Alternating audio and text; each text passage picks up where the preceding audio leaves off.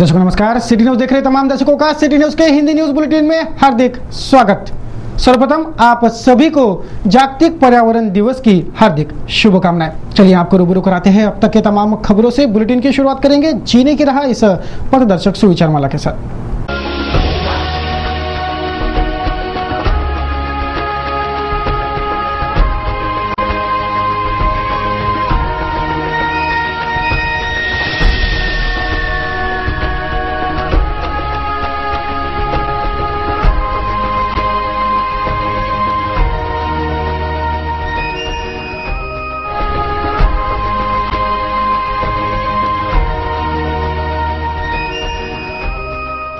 अभी आपने देखी जीने की राह, यह पथदर्शक सुविचार माला। अब बारी है बुलेटिन के हेडलाइंस की। जागतिक पर्यावरण दिन और धोखा। पर्यावरण संवर्धन में फेल हो गए हैं सभी। जल, जमीन, वायु और जंगल सब कुछ है प्रदूषित। गंदे प्रभाग, गंदी नालियां, गंदे नाले, बड़े मात्रा में हो रहा वायु और ध्वनि प्रदूषण, और बातें हो रही है पर्यावरण संवर्धन की। पैराडाइज कॉलोनी में अगरबत्ती के अवैध कारखाने का हुआ भंडाफोड़। आरोपी ने किया मनपा के गणक पथक पर हमला। ताजी हुई बिजली पथक पर हुए हमले की यादें। मनपा आयुक्त अब खुद तोड़ेंगे आरोपी का अतिक्रमण। मनपा और पुलिस दोनों करेंगे कड़ी कार्रवाई। अनगिनत लड़कियों और महिलाओं को अश्लील एसएमएस भेजकर प्रताड़ित करने वाला जसवंत आहूजा गिरफ्तार। कईयों युवतियों की शादी तोड़ चुका है आरोपी जसवंत। अब पुलिस कर रही है आरोपी की अच्छे से खातिरदारी। नन्हे छात्रों ने साकार किए सोलर ट्रक और ट्रैक्टर। अपारंपरिक ऊर्जा क्षेत्र में कर दिखाया कमाल। सिटी न्यूज के पहल पर सदन में रखा जा रहा शहर को प्लास्टिक मुक्त करने का प्रस्ताव। आम सभा के कार्यक्रम पत्रिका में है प्रस्ताव क्रमांक 97। सदन के मंजूरी की है अपेक्षा। प्लास्टिक ही है पर्यावरण के लिए सबसे घातक। ये थी आज की बुलेटिन की हेडलाइंस। अभी एक ब्रेक लेंगे, तब पश्चात देखेंगे संपूर्ण समाचार विस्तार से।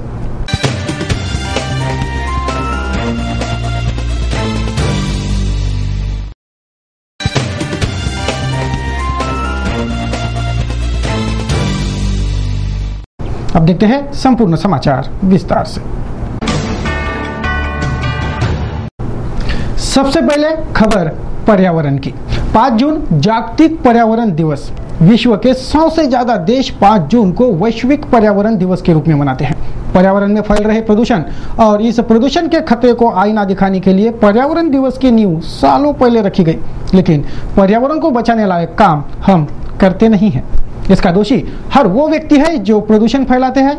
हमारे वजह से हमारी धरा, हमारा वायु, हमारा जल, हमारा जंगल सब कुछ तहस नहस होने लगा है। वक्त आया है प्रदूषण के बढ़ते राक्षस को खत्म करने का। कब होगा ऐसा, यही सवाल लेकर आई है आज की लक्ष्य वेदी।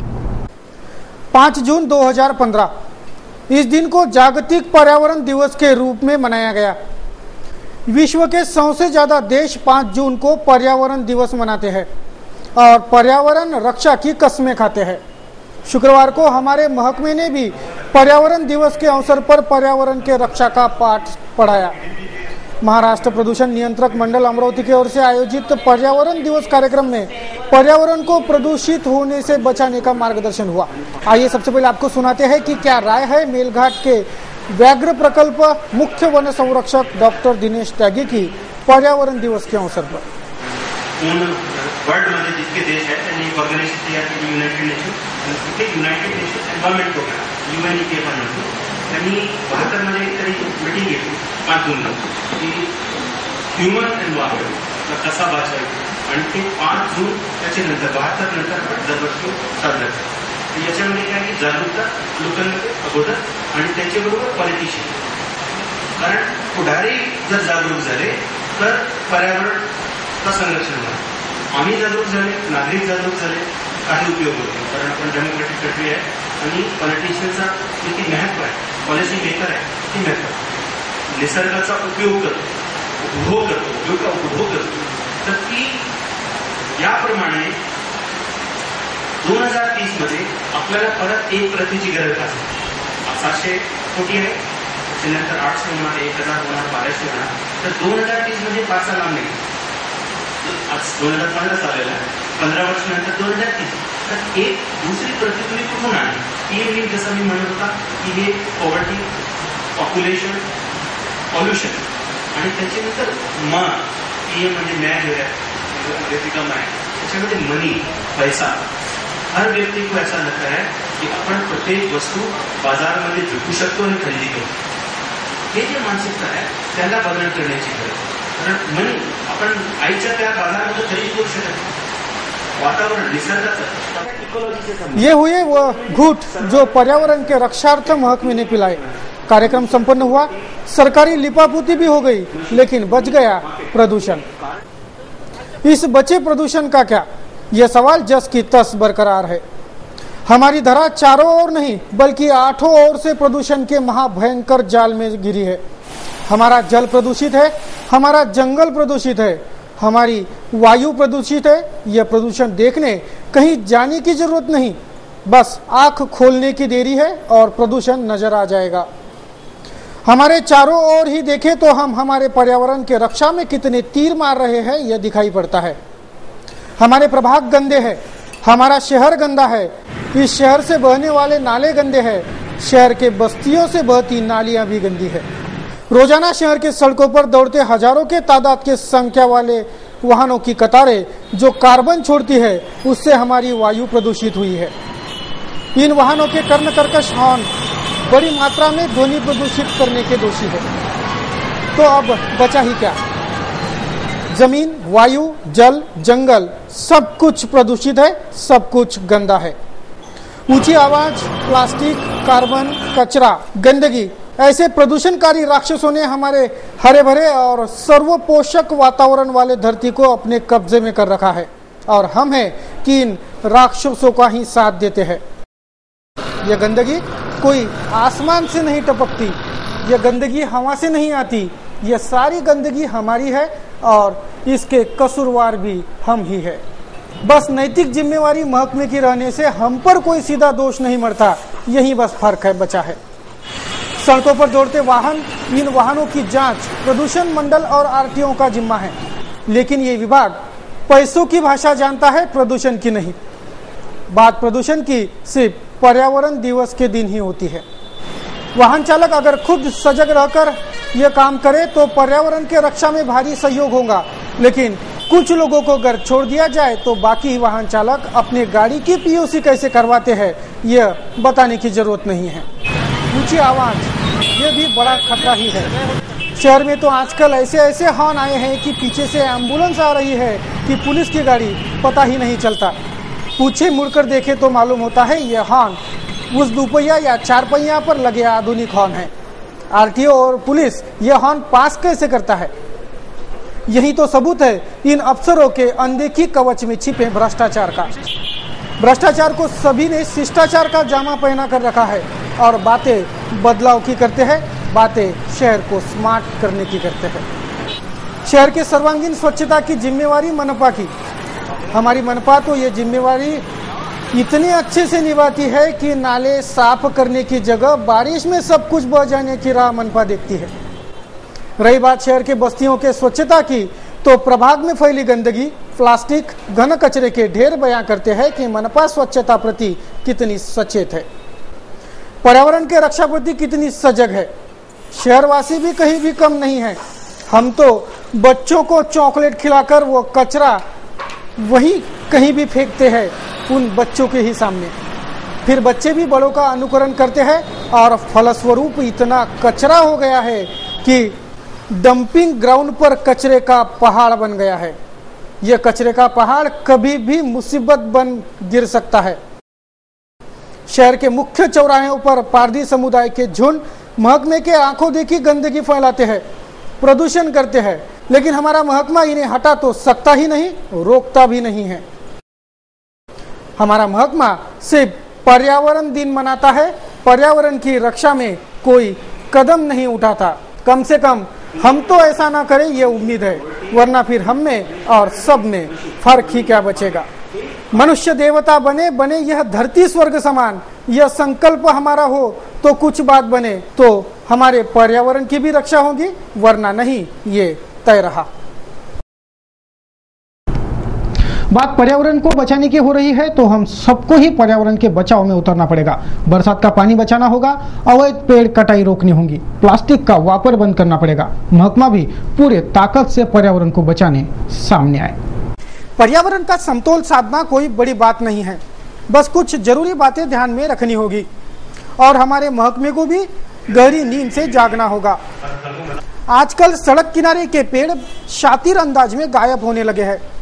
इन पेड़ों के जड़ में अंगार लगा दी जाती है, कुछ घंटों में पूरा पेड़ धराशायी। रल्ले से वृक्ष कटाई लकड़े के तस्करों द्वारा शुरू है। पहले तो पूरे नियोजन के साथ यह तस्कर पेड़ों के इर्द गिर्द आग लगा जाते हैं, बाद में धराशायी हुआ पेड़ मिनटों में काट कर रफू चक्कर हो जाते हैं। इसके बाद हमारा महकमा सिर्फ पंचनामा करने के ही काम का रहता है। वही महकमा जब दक्षता की बात करता है तो सच में बड़ा बुरा लगता है। बारिश की समस्या भी हमारी ही गलतियों की देन है। कहने को महकमा बारिश का पानी बचाने की बातें करता है, लेकिन कोई इन्हें पूछे तो कि इन्होंने अब तक बारिश का कितना पानी बचाया है। शहर और जिले में जितनी स्कूलें हैं, जितनी सरकारी इमारतें हैं, दफ्तर, अस्पताल है, उन सभी इमारतों पर रेन वाटर हार्वेस्टिंग क्यों नहीं है? अभी भी कुछ इमारतों का काम चल रहा है, लेकिन इन इमारतों में से भी अधिकांश इमारतों के निर्माण के वक्त बरसात का पानी बचाने, रेन वाटर हार्वेस्टिंग का ध्यान रखा ही नहीं गया है। और बातें होती है बरसात का पानी बचाने की। प्रदूषण रोकना है, यह उद्देश्य लेकर काम किया जाए तो कई रास्ते हैं प्रदूषण रोकने के, बस शुरुआत करनी है। वृक्षारोपण यानी पर्यावरण बचाने का सबसे महत्वपूर्ण। हर साल वृक्षारोपण के लिए भरकस निधि खर्च होता है। दुख सिर्फ इतना है कि निधि तो खर्च होता है, लेकिन उतने पेड़ नहीं दिखते, उतने पेड़ नहीं टिकते। शहर के कुछ बगीचों में ही चंद पेड़ अब बचे हैं। इन बगीचों में बचे कुछ पेड़ों की देखभाल तक ढंग से नहीं होती। दूसरी ओर अवैध कटाई भी जारी रहती है। तो बताओ पेड़ बचेंगे कैसे? पर्यावरण का समतोल कैसे साधा जाएगा? और फिर कैसे होगी सामान्य बारिश? पर्यावरण को सबसे ज्यादा खतरा प्लास्टिक से भी है। शहर और ग्रामीण भागों में प्लास्टिक का अंधाधुंध वापर बढ़ गया है, जिस पर शहर मनपा के पदाधिकारियों से सिटी न्यूज ने शहर में प्लास्टिक बंदी कानून लागू करने को लेकर चर्चाएं की। महापौर, तत्कालीन स्टैंडिंग कमेटी चेयरमैन, मनपा उपायुक्त आदियों से प्लास्टिक निर्मूलन पर सिटी न्यूज ने कड़ी कार्रवाई की मांग की, जिस पर सकारात्मक प्रयास दिखने लगे हैं। मनपा के पूर्व स्टैंडिंग कमेटी चेयरमैन और वर्तमान मिनी महापौर मिलिंद बांबल ने मनपा के आम सभा में यह प्रस्ताव रखा है। प्रस्ताव क्रमांक 97 पर सर्वदलीय सम्मति बने, ये आशा है, ताकि प्लास्टिक के खतरे का भूत शहर पर ना मंडरा पाए और पर्यावरण के बचाव में साथ मिले। देखेंगे सदन में इस मुद्दे पर किसकी क्या राय बनती है। हमारी धरती सच में स्वर्ग है। सबके खाने पीने, रहने सोने से लेकर मरने तक का ध्यान यह धरती रखती है। जब यही नहीं रहेंगी तो हम कहाँ रहेंगे? जरा सोचकर तो देखिए। हम सब ऐसा होने नहीं देना चाहते, तो अभी से लग जाए पर्यावरण के संवर्धन में, तभी कुछ हो सकता है। शहर के साईनगर के साईं बाबा हाउसिंग सोसाइटी का बंद घर फोड़कर घर में रखी तिजोरी चुराने वाले चोर पकड़े गए हैं। पुलिस ने शुक्रवार को यह 2 चोर और तिजोरी को मीडिया के सामने रखा। शहर से अमेरिका गया एक परिवार वापिस अमरावती लौटा तो उन्हें पता चला कि उनके घर से पूरी तिजोरी ही चोरी हो चुकी है। शहर के साईनगर स्थित साईं बाबा हाउसिंग सोसाइटी की यह वारदात है। राजापेट पुलिस ने इस साहसी सेंधमारी का मामला दर्ज कर जांच शुरू कर दी। पुलिस की अपराध शाखा ने इस मामले के जांच की जानकारी देते शुक्रवार को उक्त तिजोरी मीडिया के समक्ष रखी और बताया कि इस साहसी सेंधमारी के वारदात में पुलिस को कामयाबी मिल गई है। पुलिस ने इस तिजोरी सहित 2 आरोपियों को भी धर दबोचा। इन 2 आरोपियों में एक बाल आरोपी है तो दूसरे का नाम है पूर्वानगर अमरावती निवासी निनाद सुरेशपुर से। अभी और आरोपियों की पुलिस को तलाश है जिन्होंने इस अपराध को अंजाम दिया। चोरों से 30,000 रुपयों के माल की रिकवरी कर पुलिस आगे के जांच में जुटी है। पुलिस ने बताया कि जो आरोपी पकड़ा गया है उसे कक्षा 12वीं विज्ञान शाखा में 80% अंक मिले हैं। साईनगर में रहने वाले राधेश्याम मोहनलाल करवा ये दिसंबर में अमेरिका गए थे। अभी 3 दिन पहले वापस आए अमेरिका से। तो उनके घर में रखी हुई तिजोरी, अच्छी 1.5 फुट की तिजोरी, वो उन्हें उनके घर से चोरी हो गई थी। हमारे क्राइम ब्रांच के एपीआई गोपाल उपाध्याय और उनकी टीम ने 2 दिन में उसका तपास कंप्लीट किया है और वो तिजोरी जब्त की है और 2 आरोपियों को हिरासत में लिया है। अभी और भी कुछ आरोपी हैं जो फरार है, उनकी तलाश के लिए हमने टीम लगाई है, वो जल्दी ही अरेस्ट हो जाएगी। कईयों युवतियों को अश्लील मैसेज भेजने वाला, कईयों महिलाओं को अश्लील एसएमएस भेजने वाला और कईयों युवतियों की शादी तोड़ चुका आरोपी पुलिस के हत्थे चढ़ गया है। इस आरोपी का नाम म्हाड़ा कॉलोनी निवासी 35 वर्षीय जसवंत बच्चाराम आहूजा है। बहरहाल पुलिस उसकी अच्छे से खातिरदारी कर रही है। कईयों युवतियों को अश्लील एसएमएस भेजने वाला, कईयों महिलाओं को गंदे मैसेज भेजने वाला, अपनी हरकतों से कईयों युवतियों का विवाह तोड़ चुका आरोपी बहरहाल पुलिस यहाँ सीखचों में है। इस आरोपी का नाम है 35 वर्षीय म्हाड़ा कॉलोनी निवासी जसवंत बच्चाराम आहूजा। यह आरोपी उसी के घर के पास कॉल ट्रेसिंग के जाल में अटक कर पुलिस के हाथ लगा। बहरहाल पुलिस उसकी अच्छे से खातिरदारी कर रही है। इस आरोपी जसवंत ने अब तक कितने युवतियों की जिंदगियां खराब की है, कितनी महिलाओं को वह गंदे मैसेज भेज कर उनके घर में आग लगा चुका है। कईयों युवतियां इसके अश्लील एसएमएस से परेशान हैं। एक युवती की शिकायत पर वह पुलिस के जाल में अटका है। पुलिस ने उस पर संगीन अपराध दर्ज कर जांच शुरू की है। पीछे 3 महीने पहले एक पुलिस स्टेशन कोतवाली में एक ऑफेंस रजिस्टर किया गया था, जिसमें एक आदमी एक लेडीज को अश्लील एसएमएस भेजकर तंग कर रहा था। हमारे साइबर सेल के जरिए उसका तपास किया गया, उसका पता लगाया गया कि ये कौन आदमी है और आज हमने उस व्यक्ति को हिरासत में लिया है। अभी ये जानकारी हमको और भी मिली है कि इसी आदमी ने अमरावती की कई और लेडीज को अश्लील मैसेजेस और तरह तरह के मैसेजेस भेजकर तंग किया था। उस पर अभी कार्रवाई की गई है, उसे हिरासत में लिया गया है। उसका पुलिस कस्टडी रिमांड लिया जाएगा। अमरावती शहर के अवैध निर्माण तलाश कर उनसे कर वसूली करने के उद्देश्य से मनपा ने शहरवासियों के संपत्ति की गिनती शुरू की है। अब तक हजारों नागरिकों के संपत्ति का मोजमाप हुआ है। इसी मोजमाप के दरमियान शहर के पैराडाइज कॉलोनी में मोहम्मद आबिद अब्दुल मजीद ने मनपा के पथक पर हमला बोला। उसने उसके अगरबत्ती के अवैध कारखाने को छुपाने यह हमला किया। अब उस पर पुलिस और मनपा दोनों कड़ी कार्रवाई करेंगे। शहर के पैराडाइज कॉलोनी निवासी मोहम्मद आबिद अब्दुल मजीद पर अब मनपा और पुलिस दोनों कड़ी कार्रवाई करेंगे। मोहम्मद आबिद उसके घर में अगरबत्ती का अवैध कारखाना चलाता है, जिसका खुलासा मनपा का गणक पथक उसके घर पहुंचा तो हुआ।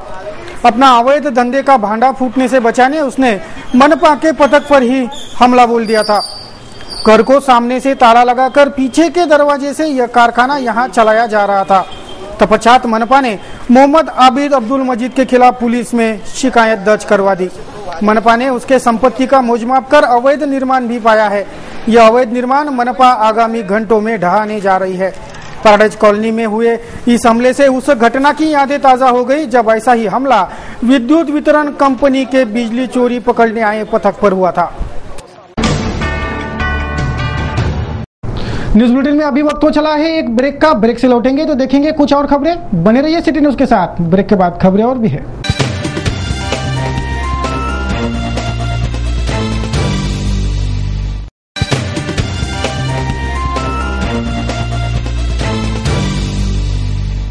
ब्रेक पश्चात तमाम दर्शकों का फिर एक बार स्वागत। मैं हूं अमोल खोड़े और आप देख रहे हो सिटी न्यूज के हिंदी समाचार। चलिए आपको रूबरू कराते हैं कुछ अन्य खबरों से। दर्शकों, अब देखते हैं वो खबर जिस खबर से अपारंपरिक ऊर्जा क्षेत्र में काम करने पर कितनी बड़ी उपलब्धियां हासिल हो सकती है, ये पता चलता है। खबर है शहर के उन छात्रों की जिन छात्रों ने सौर ऊर्जा पर चलने वाला ट्रक और ट्रैक्टर बनाया है। स्थानीय इरविन हॉस्पिटल के पीछे निवास करने वाले 2 शालेय बालकों ने पर्यावरण रक्षण हेतु वाहनों को सोलर एनर्जी से चलाने का मत प्रतिपादित किया। सी न्यूज ने यादव परिवार के दोनों बालकों की कल्पकता को इससे पूर्व भी अपने समाचारों में स्थान दिया है। इन बालकों की विशेषता है कि शिक्षा में तो ये अव्वल है ही, साथ ही फालतू वस्तुओं से अनेक निर्माण इन्होंने किए हैं। मेरा नाम कला कुमार अजय यादव है। मैं 6th स्टैंडर्ड में अभी जाऊंगा और मेरे स्कूल का नाम ज्ञान माता हाई स्कूल है। मेरा नाम दीप कुमार अजय यादव है। मेरे माँ का नाम रेखा अजय यादव है और मेरे पापा का नाम अजय अरुण यादव है। मैंने सोलर ट्रक बनाया है और ये सोलर ऊर्जा से चलती है।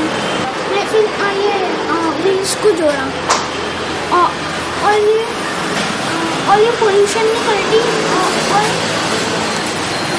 और ये सोलर एनर्जी से भी चलती है। बेकार की वस्तुओं को उपयोग में लाकर उसे सकारात्मक रूप देते ऐसी वस्तु बनाना जिसकी आधुनिक युग में आवश्यकता है। वैश्विक दिवस पर तरह तरह के शासकीय कार्यक्रम लाखों के खर्चों से आयोजित तो होते हैं, लेकिन सिर्फ भाषणों तक ही सीमित रहते हैं। यादव बालकों की कल्पकता और वैज्ञानिक दृष्टिकोण और उसकी सराहना के लिए शासन की उदासीनता देखते ही बनती है। न तो कोई अधिकारी और न ही कोई नेता इन होनहार बालकों की हौसला अफजाई करने सामने आता है और न ही मदद का हाथ बढ़ाता है।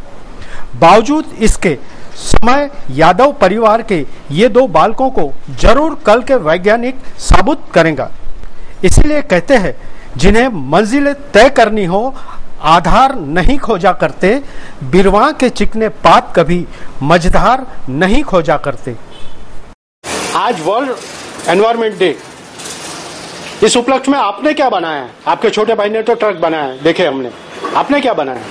एनवायरनमेंट डे के उपलक्ष्य में मैंने सोलर ट्रैक्टर बनाया है।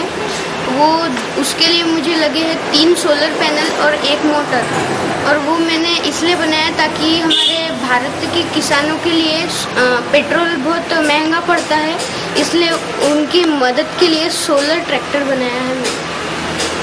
चंद घंटों पहले सिटी न्यूज पर आरटीओ से लर्निंग लाइसेंस वितरण बंद यह खबर प्रसारित हुई थी।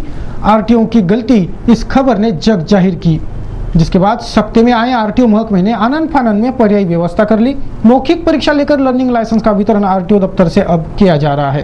प्रादेशिक परिवहन अधिकारी ने हाल ही में उक्त आशय का खुलासा साझा किया।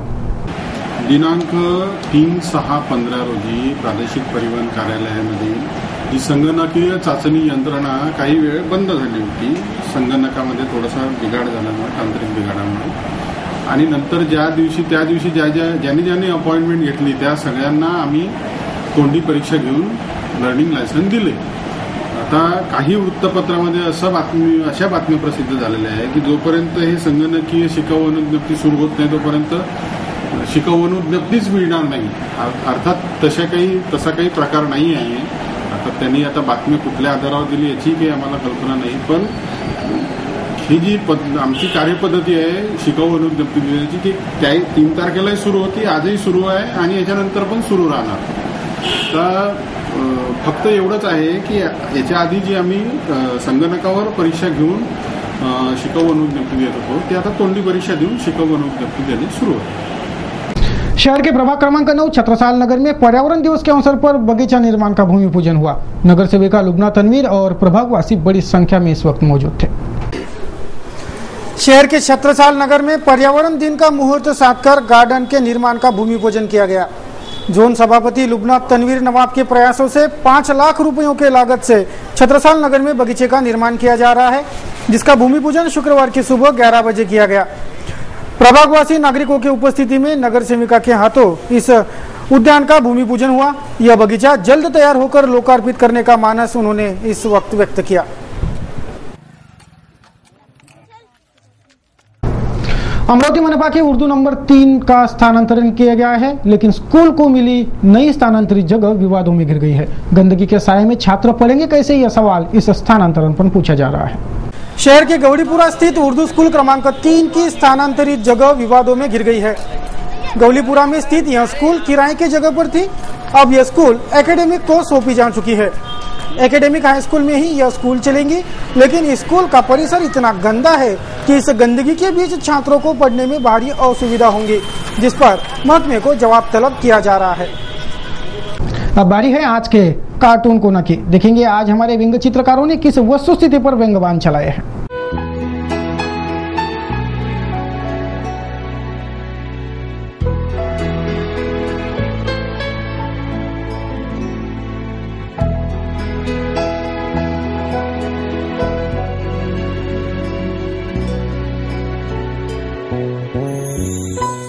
चलिए करते हैं मौसम समीक्षा। देखेंगे आज के और कल के मौसम का हाल।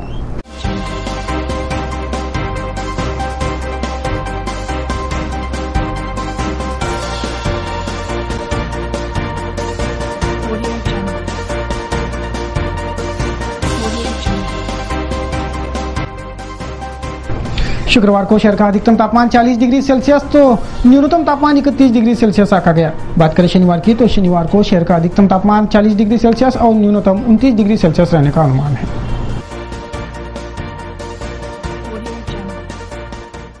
तो इस बुलेटिन में बस इतना ही। अब देंगे बुलेटिन को विराम। बुलेटिन को विराम देने से पहले नजर डालेंगे बुलेटिन के हेडलाइंस पर। जागतिक पर्यावरण दिन और धोखा। पर्यावरण संवर्धन में फेल हो गए हैं सभी। जल, जमीन, वायु और जंगल सब कुछ है प्रदूषित। गंदे प्रभाग, गंदी नालियां, गंदे नाले, बड़े मात्रा में हो रहा वायु और ध्वनि प्रदूषण और बातें हो रही है पर्यावरण संवर्धन की। पैराडाइज कॉलोनी में अगरबत्ती के अवैध कारखाने का हुआ भंडाफोड़। आरोपी ने किया मनपा के गणक पथक पर हमला। ताजी हुई बिजली पथक पर हुए हमले की यादें। मनपा आयुक्त अब खुद तोड़ेंगे आरोपी का अतिक्रमण। मनपा और पुलिस दोनों करेंगे कड़ी कार्रवाई। अनगिनत लड़कियों और महिलाओं को अश्लील एसएमएस भेजकर प्रताड़ित करने वाला जसवंत आहूजा गिरफ्तार। कईयों युवतियों की शादी तोड़ चुका है आरोपी जसवंत। अब पुलिस कर रही है आरोपी की अच्छे से खातिरदारी। नन्हे छात्रों ने साकार किए सोलर ट्रक और ट्रैक्टर। अपारंपरिक ऊर्जा क्षेत्र में कर दिखाया कमाल। सिटी न्यूज के पहल पर सदन में रखा जा रहा शहर को प्लास्टिक मुक्त करने का प्रस्ताव। आम सभा के कार्यक्रम पत्रिका में है प्रस्ताव क्रमांक 97। सदन की मंजूरी की है अपेक्षा। प्लास्टिक ही है पर्यावरण के लिए सबसे घातक। दर्शकों, सिटी न्यूज के बारे में आप सभी से सुझाव एवं विचार सादर आमंत्रित है। हमारा पता है सिटी न्यूज कार्यालय धनराज लेन सक्कर साथ अमरावती। हमारा दूरभाष क्रमांक है 2570-326 तथा हमारी वेबसाइट है www.citynews.net.in। ताज़ा तरीन खबरों के लिए देखते रहिए अमरावती का number 1 news channel city news. तब तक के लिए मुझे दीजिए इजाजत। जय हिंद।